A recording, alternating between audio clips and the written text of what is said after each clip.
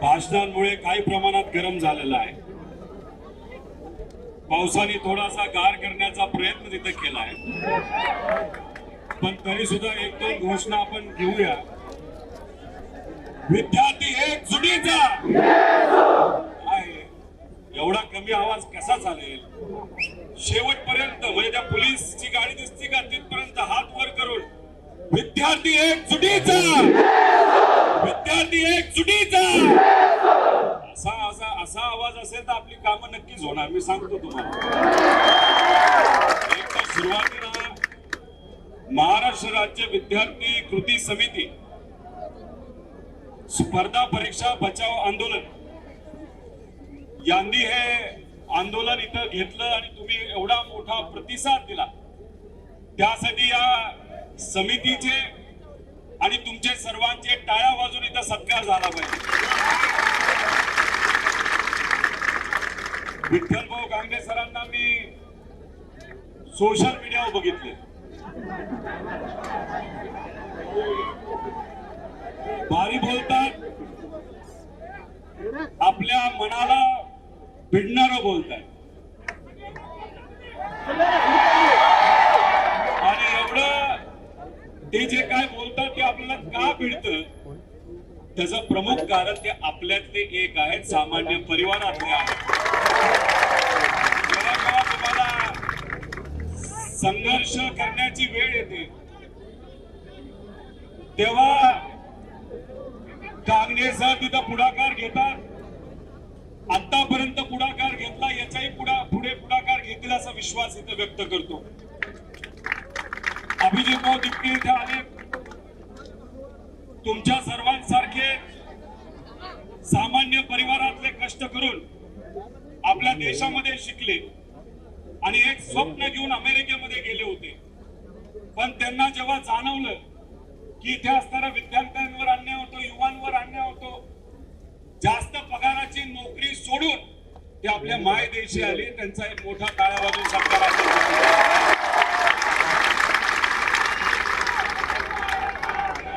नीट परीक्षा देणारे सुद्धा सामान्य परिवारातले लोक आहेत।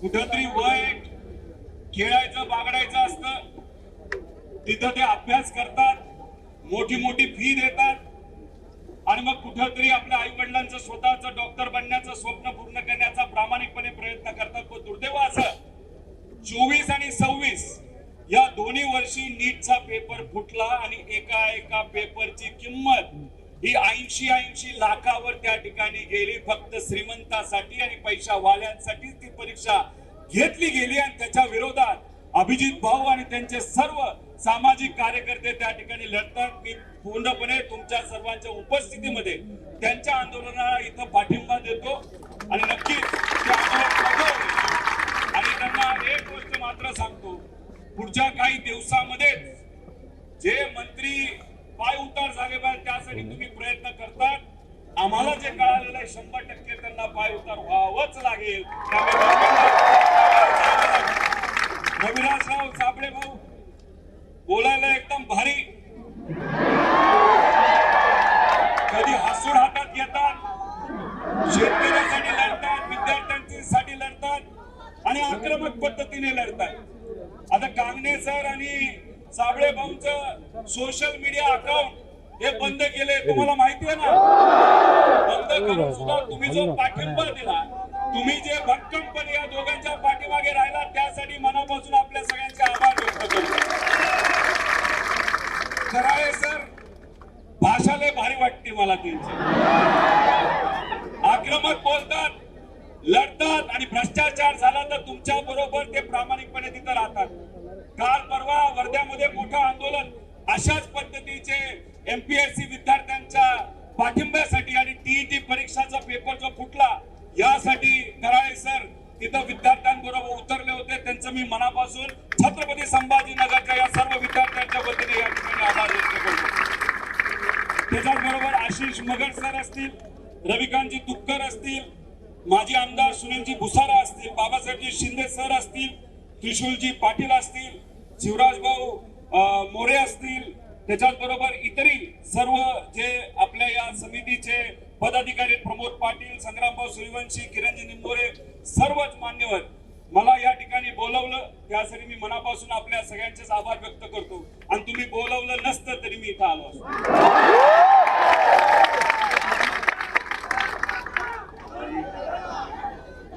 या छत्रपती संभाजीनगर याच्याबद्दल, या शहराबद्दल जेव्हा आपण विचार करतो, या नावाबद्दल जेव्हा विचार करतो, आपल्या सगळ्यांना संघर्ष दिसतो.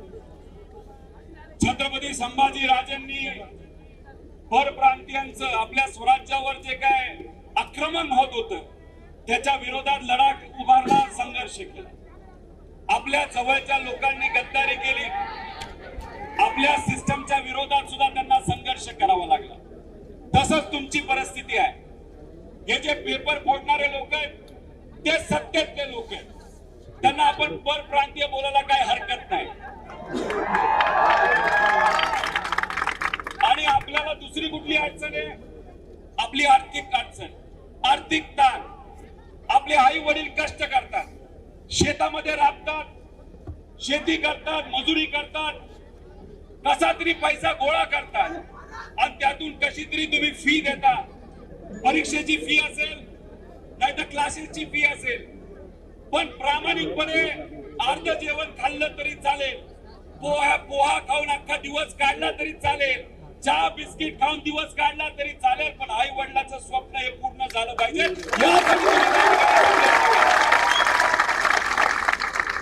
आता कशासाठी आपण रस्त्यावर आलोय? बघा, हा निर्णय एमपीएससीचा निर्णय बघितलाय का? बर मला सांगा, लहानपणीपासून आपण एलकेजी मध्ये असताना आपल्या आई वडिलांचे शिक्षक आपल्याला शिकवतात, अंगणवाडीपासून काय शिकवतात? बालवाडी घ्या नाही तर जन्मल्या बर आपला आकडा बालवाडी घ्या, जन्माला घ्या म्हणून एक एक मागणी वाढत गेली तर संपायचं नाही आपल्याला. तिथं पोलीस जातील कोम्या. मला सांगा, आपले जे कुठले आकडे, तो आकडा कुठल्या नंबर पासून सुरू होतो? 1 नंबर. आणि एमपीएससी चा निर्णय जर बघितला 2 नंबर पासून सुरू झाले. म्हणजे निर्णय देत असताना सुद्धा त्याच्यामध्ये 2 नंबरी केली असं मला वाटतं. तुम्ही पूर्ण अभ्यास केला, शेवटच्या पानावर कोणाची सही आहे? फक्त अध्यक्षाची सही आहे, बरोबर का नाही? अरे बाकी सदस्य कुठे गेले? बाकी सदस्यांची तुम्ही कधी सही घेणार? त्याच्यात अजून जर खोलात तुम्ही गेला, जर सगळं वाचलं, त्याच्यात सांगितलं आहे मध्य प्रदेशमध्ये, उत्तर प्रदेशमध्ये, बिहारमध्ये, तमिळनाडूमध्ये, केरळमध्ये अशाच पद्धतीने ऑनलाईन परीक्षा घेतल्या असं सांगितलंय.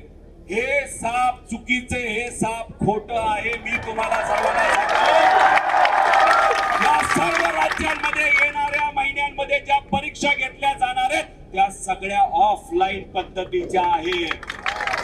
त्यामुळे आमच्या विद्यार्थ्यांना आणि सर्व लोकांना तुम्ही का फसवतायत असा आमचा प्रश्न आहे.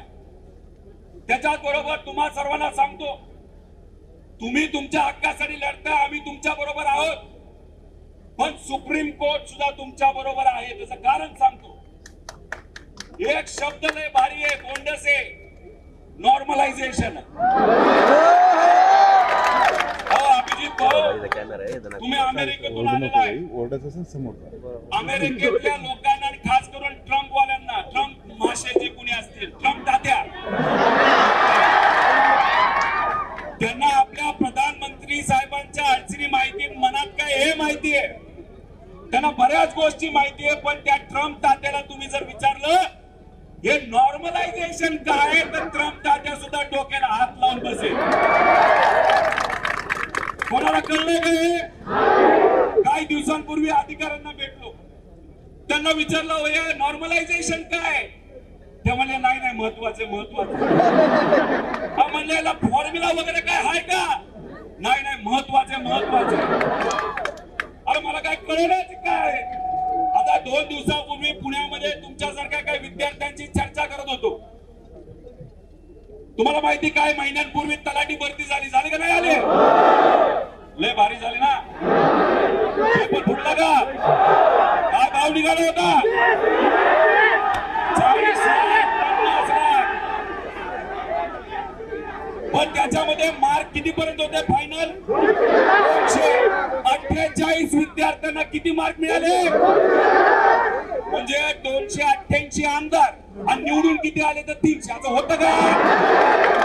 आता याच्यात एक विद्यार्थी माझ्याशी बोलत होता, काय बोलला, अहो मी 12 तास 16 तास रोज अभ्यास करत होतो आणि माझा मित्र लय कंटाळला अभ्यासाला गेला निघून आणि त्याला एक कळलं अभ्यासापेक्षा 25 लाख दिले तर आपला मार्ग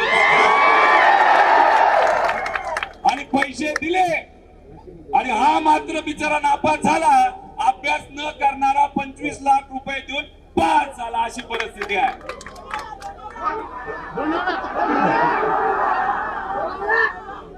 हे का ठेवलं गेलंय तुम्हाला सांगतो, नॉर्मलायझेशन.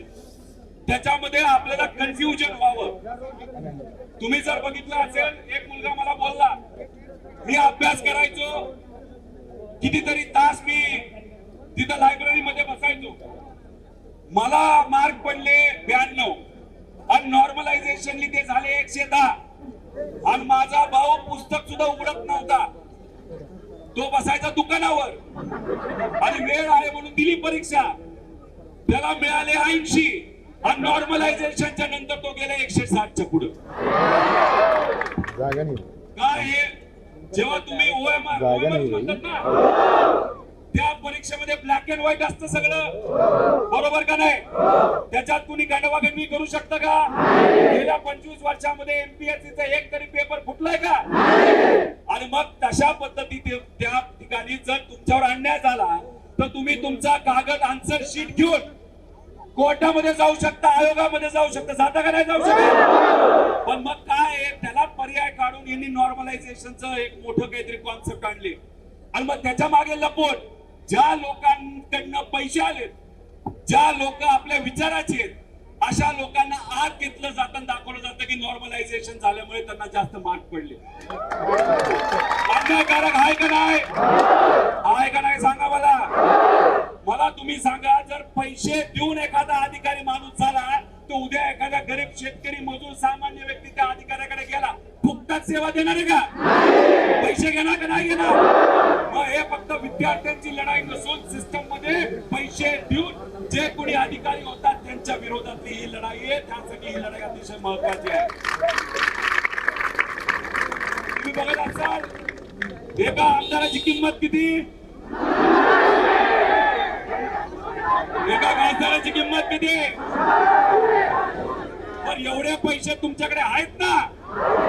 तुमच्याकडे नाही हो, सरकारकडे आहेत, नेत्यांकडे आहेत. मग आमच्या विद्यार्थ्यांकडनं 1000 रुपये घेण्याचं कारण काय? मला एक मुलगा म्हणाला, MPSCच्या मी 10 परीक्षा दिल्या, 10 परीक्षाच्या 10 पेपर मी पास झालो, पण मी सरळच्या 12 परीक्षा दिलोय, एक सुद्धा पास झालो नाही. आणि याच्यात तो म्हणाला 12 ते 13,000 रुपये आम्हाला द्यावे लागले. तुम्ही 10वी 12वी देऊन आलेला आहात का नाही आलेला? बर 10वीचे पेपर जेव्हा घेतात 10-12 लोकांचे, नाही तर 12वीचे घेतात, ते काय ऑनलाईन घेतात का? म्हणजे त्याचा अर्थ तुम्हाला शाळा खोल्या देतात, बेंच देतात, वर्ग खोल्या देतात आणि अख्ख्या महाराष्ट्रामध्ये एकदाच परीक्षा होती का नाही? मग 10-12 लाखाची ती परीक्षा होती, 12वीची होती. UPSC ची परीक्षा 8 लाख विद्यार्थी त्याच्यासाठी बसतात, ती होती. आणि मग इथं तुम्ही कारण काय देता की नाही, काय आहे ते प्रॉब्लेम होतो, पेपर फुटतो म्हणून आम्ही ऑनलाईन करायला चाललेलो आहोत. आता मला सांगा, कम्प्युटर लॅब असणाऱ्या असे किती क्लासेस आहेत? कमी आहेत का नाही? मग आता समजा एका पेपरला 100 प्रश्न असतील आणि तुम्हाला समजा तिथं बघितलं तर 50 परीक्षा घ्यायच्या झाल्या तर किती प्रश्न काढावे लागतील? 5000 प्रश्न. त्याच्यात समजा एका सत्रामध्ये, नाहीतर एक जे तुमची समजा 7ची बॅच असेल, 9ची बॅच असेल, त्याच्यामध्ये एका प्रश्नामध्ये गडबड झाली तर अख्ख्या मागचे लोक तिथं अन्याय होऊ शकतो का नाही होऊ शकत? आणि तुम्ही आता जेव्हा ऑफलाईन घेता, पेपरवर काय लिहिले ते समोरासमोर दिसतं. ऑनलाईन गेल्यानंतर तुम्हाला पुढच्या पेजवर जावं लागतं, आणि विसरला तर परत मागच्या पेजवर जावं लागतं. त्यात तुमचा जास्त वेळ जातो. तर हे जे काय आहे आपल्याला थांबवलं पाहिजे. त्याचं कारण असं आहे की सरकारमध्ये आज बसणाऱ्या काही लोकांना याच्यातून भ्रष्टाचार करायचा, याच्यातून पैसा खायचा आणि हे कुठेतरी आपण सर्वांनी आणून टाकायचं. तुम्ही त्यांच्या ह्याच्यामध्ये दिलेला एका लिंक वर गेलाय का? कुठं जाती ती लिंक? TCS ला जाते. आता मला तुम्ही सांगा, विद्यार्थ्यांची परीक्षा पेपर तुमचा, TCS बरोबर तुमचा कॉन्ट्रॅक्ट आधीच झालाय आणि TCS ला ताकद देण्यासाठी, TCS ला पैसे देण्यासाठी ही परीक्षा जर तुम्ही ऑनलाईन पद्धतीने आमच्यावर लादत असाल तर आम्ही सुद्धा मराठी माणसं आहोत, आम्ही कुठे घाबरणार नाही.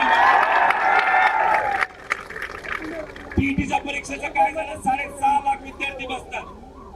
अन्याय झाला का नाही झाला? त्याच्यामध्ये सुद्धा पेपर फुटला.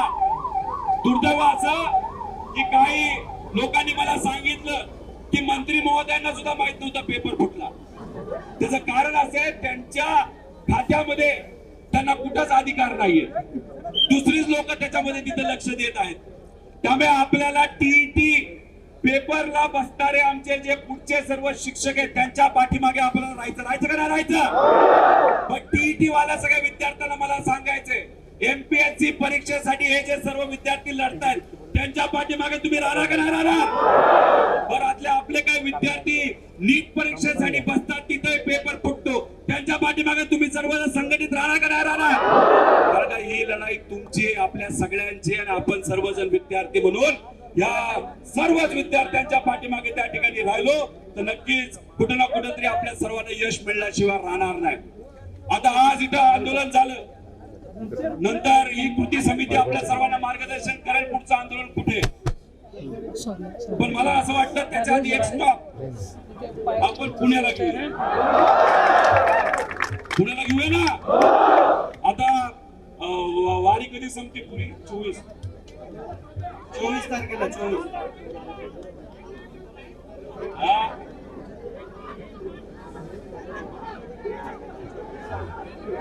बघा, मला असं वाटतं आंदोलन करत असताना स्टेनोचा पण विषय महत्वाचा आहे. मी स्वतः राधा मॅडमला भेटलो होतो, बोललो होतो,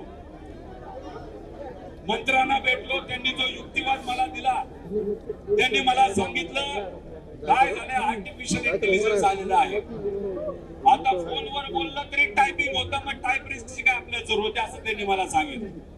पण त्यांनी काही सांगितलं तरी मी तुम्हाला आश्वासित करतो, तुमच्या सर्वांसाठी आम्ही लढणार आणि जिंकणार सुद्धा. 5 दिवसापूर्वी मुख्यमंत्री साहेबांना भेटलो तुमच्या विषयासाठी. ऑफलाईन परीक्षा घेण्यात यावी, ऑनलाईन घेऊ नये. चर्चा बरीच झाली. शेतकऱ्यांचा मुद्दा होता. त्याच्यानंतर मी त्यांना म्हणलो, साहेब विद्यार्थ्यांचा विरोध आहे, सर्व विद्यार्थी एकत्रित आलेले आहेत की कृपा करून तुम्ही ऑनलाईन घेऊ नका, तुम्ही ऑफलाईन घ्या. त्यांनी मला सांगितलं तुम्ही बोलत असाल आणि विद्यार्थी बोलत असतील तर आम्ही सकारात्मक आहोत. मला फक्त जाता एकच सांगायचंय, राजकीय लोक जेव्हा म्हणतात ना सकारात्मक, त्याच्यावर अजिबात विश्वास. पण गेल्या काही दिवसांमध्ये विदर्भामध्ये जिथं जिथं आंदोलन झालं, आज इथं जे आंदोलन होतंय, काल परवा लातूर मध्ये आंदोलन करण्याचा प्रयत्न केला, 140 कलम लावून टाकलं, तिथं वर्धलही लावलं, तरी तुमचं चाललं.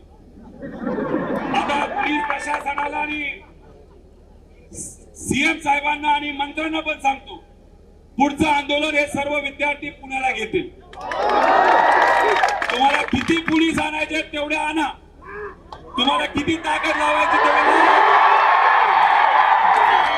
आम्ही काय घाबरत नाही आणि आम्ही काय चुकणार.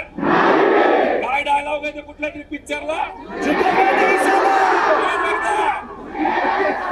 परत एकदा मागच्यांना विचारतो. त्यामुळे अधिकाऱ्यांशी पण आम्ही बोलतोय. एकनाथ शिंदे साहेबांबद्दल त्यांच्याशी पण बोलणं झालं आणि त्यांना पण सांगितलंय, मुख्यमंत्री साहेबांना पण सांगितलेलं आहे आणि सामान्य प्रशासनाच्या ज्या सेक्रेटरी आहेत त्यांना सुद्धा सांगितलेलं आहे की 12 तारखेपर्यंत आमची परीक्षा आहे विद्यार्थ्यांची आणि आम्ही सरकारला संधी देतो. लगेचच आम्ही आक्रमक होणार नाही. आम्ही शांततेत गोडीत सांगतो. पण आमच्या 12 तारखेच्या परीक्षा होऊस तर तुम्ही हे ऑनलाईन प्रकरण बंद नाही केलं तर मग सगळं संपेल तुमचं. तुम्हाला परवडणार नाही. आणि आम्ही भूमिका घेत असताना कुठे राजकीय भूमिका घेत नाही. आम्ही तुमच्या बरोबर फक्त तुमचे कार्यकर्ते म्हणून याच्यामध्ये सहभाग तिथे घेत आलेलो आहोत. आणि राजकारण इतकं वंगाळ झालंय काय सांगू तुम्हाला. अजितदादा म्हणायचे हे जे नेते आहेत ना आज इथं असतो नंतर तिथं असतो. पण 2029 ला तुम्ही सर्वजण महाराष्ट्राचे सामान्य लोक महाराष्ट्रामध्ये नक्कीच क्रांती करतील असा मला विश्वास आहे. त्यामुळे इथे जे विद्यार्थी नेते युवा नेते उभे आहेत ना बरेचसे उद्या जाऊन प्रस्थापितांना आपण प्रस्थापित लोकांना तिकीटच द्यायला नको. उद्या जर तुमचा आवाज अधिवेशनामध्ये भक्कमपणे मांडायचा असेल तर अशा लोकांना त्या ठिकाणी आपण कुठेतरी उद्या जाऊन संधी दिली पाहिजे. फक्त कांगणे सर नाही इथं कराळे सर आहेत आपले साबळे सर आहेत पलीकडे आहेत सगळे आहेत. अभिजित भाऊ कुठे गेले. अभिजित भाऊ आहेत.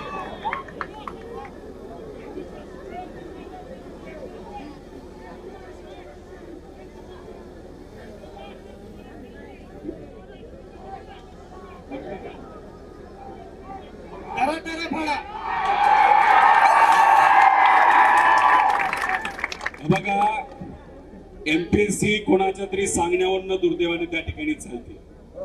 त्यामुळे एमपीएससी ला पण सांगायचं सीबीआय सीआयडी त्याच्याबरोबर आरबीआय याची स्वायत्ता संपलेली आहे. ईडी मला माहिती आणि इलेक्शन कमिशन. त्यामुळे एमपीएससी हे स्वायत्त संस्था महाराष्ट्रातल्या उद्या होणाऱ्या सर्व अधिकाऱ्यांसाठी अतिशय महत्वाची संस्था आहे. त्याच्यात कृपा करून राजकारण येणार नाही याची दक्षता तिथे असणाऱ्या अध्यक्षांनी तिथे घ्यावी. मी तुम्हाला पूर्णपणे पाठिंबा देतो. मी तुमच्या प्रत्येक लढ्यामध्ये त्या ठिकाणी असेल. अधिवेशनामध्ये सुद्धा तुमचा आवाज म्हणून त्या ठिकाणी लढेल. विश्वरत्न डॉक्टर बाबासाहेब आंबेडकरांनी आपल्याला सांगितलं होतं शिका आणि काय शिका आणि काय संघर्ष करा.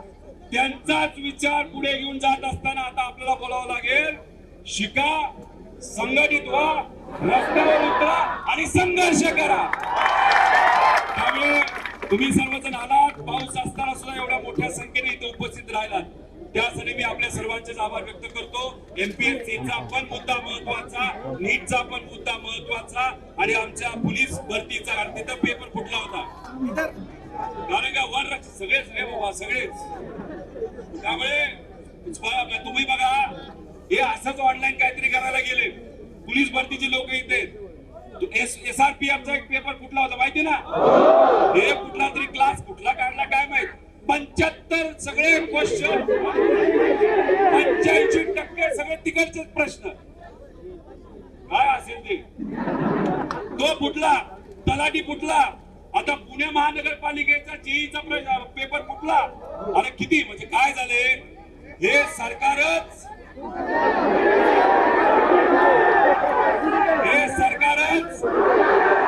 कशावर उभं राहिले.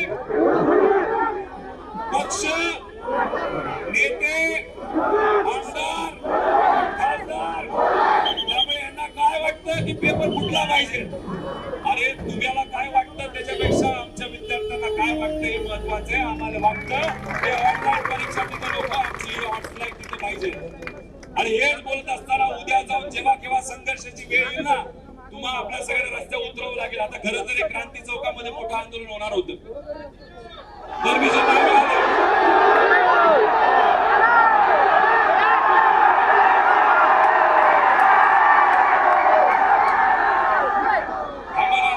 काँग्रेस सरांनी काय सांगितलं ये तो झाकी काय ये तो झाकी है 12 तारखेला तुमचा पेपर आहे. पेपर महत्वाचा आहे. तुमच्या सगळ्यांना वाटतं की आपण 12 तारखेपर्यंत तरी अजून आक्रमक होऊ नये, आपण तिथं आंदोलन करावं, शांततेत त्या ठिकाणी हे सर्व मुद्दे तिथं मांडावेत आणि तीच भूमिका आपण करत आहोत. पोलीस प्रशासनाचे मी मनापासून आभार व्यक्त करतो. हा? अरे बाबा सगळं काल बाबा 3 दिवस झालं पोलीस अधिकारी लायब्ररीमध्ये जातात आणि धमक्या देत आहेत. म्हणजे आम्हाला ईडीची धमकी दिली, आम्हाला सीबीआयची धमकी दिली आणि बिचारा लायब्ररीच्या मालकांना आणि आमच्या विद्यार्थ्यांना तुम्ही धमकी काय देतात? ते सेल्स टॅक्स आणि इन्कम टॅक्स. काय घाबरू नका, कुणी काय करू शकत नाही. आम्ही पंढरपूरला आंदोलन केलं, आम्हाला परवानगी नव्हती. आंदोलन झालं का नाही झालं? तरी त्या छत्रपती संभाजीनगर मध्ये शेतकऱ्यांचं आंदोलन परवानगी नव्हती, झालं का नाही झालं? हे आंदोलन झालं का नाही झालं? आता उद्या आर्मी आलं नाही तर काही करा, आम्ही कोणालाच घाबरत नाही. आम्ही सोशल मीडियावर जेवढं जास्त तुम्ही व्यक्त व्हाल तेवढं आपल्या सर्वांसाठी अतिशय महत्वाचं आहे. त्याच्याच बरोबर अजून लोकांना तुम्ही तिथे सांगा. आणि हे सर्व जे काही आपले विद्यार्थ्यांचे नेते त्यांच्या पाठीमागे तुम्ही राहा, आम्ही तुमच्या बरोबर आहोत. आणि हेच एकजूट अशीच ठेवली तर विजय 100% आपला आहे. त्यामुळे विद्यार्थी एकजुटीचा हात वर करून, विद्यार्थी एकजुटीचा, विद्यार्थी एकजुटीचा. जय हिंद, जय